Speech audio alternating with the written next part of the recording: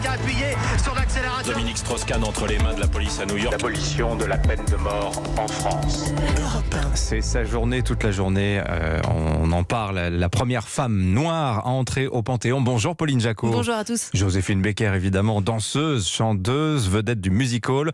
Retour avec vous, Pauline, sur le début de son succès international, le soir qui a changé sa vie, le 2 octobre 1925, et ça se déroule sur la scène du théâtre des Champs-Élysées à Paris. Dans une salle pleine à craquer, elle joue bien plus que sa carrière ce soir-là. Elle doit absolument séduire le public parisien des années folles. À 21h30, le rideau se lève, elle apparaît, enchaîne les pas de Charleston, déjantée, saccadée. Les entrecroisés de jambes succèdent aux grimaces, roulements des yeux. Elle improvise, elle danse seins nus.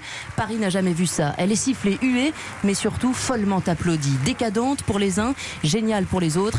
Joséphine Baker a réussi son entrée à Paris. Elle devient une vedette. Paris m'a accueilli, un enfant perdu, comme les petits enfants dans la rue souvent. Vous appelez les moineaux de Paris. Elle, la petite fille noire qui a fui l'Amérique ségrégationniste, les boulevards miséreux du Missouri, triomphe devant un public blanc. Aux Folies Bergères en 1926, elle exhibe ses hanches et son collier de banane, symbole raciste par excellence. Elle se nourrit des fantasmes occidentaux, les dépasse, les transcende. Elle ironise l'image que certains veulent lui plaquer, une publicité pour la France coloniale. Joséphine Baker conquiert année après année les scènes du monde entier. Une foule de photographes sont là à l'attendre, une foule de journalistes aussi, quelques amis qui ont apporté des fleurs. Joséphine Baker est sortie parmi les dernières, toujours aussi souriante. Elle a un manteau noir à col de fourrure. Elle est en train d'embrasser tous ses amis. Ça c'est formidable. Vous venez de Stockholm? Oui, bien sûr. Et comment s'est passée la représentation que vous avez faite là-bas? Formidable, très bien. J'ai deux amours, mon pays et Paris. Elle chante, elle danse, mais cette femme éminemment libre veut aussi combattre. Ah oui, toujours pour la France, Pauline, puisque pendant la Seconde Guerre mondiale, Joséphine Baker s'engage dans la résistance. La France a fait de moi ce que je suis, elle peut me demander ce qu'elle veut, disait-elle. La star devient espionne, elle cache des juifs, des communistes, des résistants.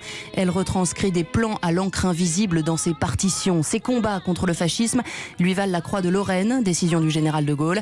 La France, Paris, une liberté qu'elle défend après l'avoir chantée.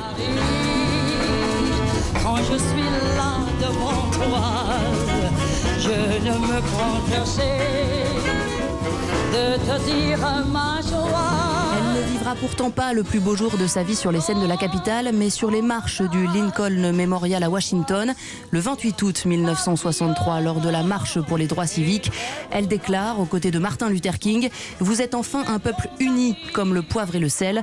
Continuez, le monde est avec vous. Vous ne pouvez pas échouer. » Comme le poivre et le sel. Très très jolie image. Merci Pauline Jacot. Tiens, on reparlera de Joséphine Baker, pratiquement inconnue aux États-Unis. C'est ce que nous racontera Alexis Guilleux dans le journal de 7h30. Allez, à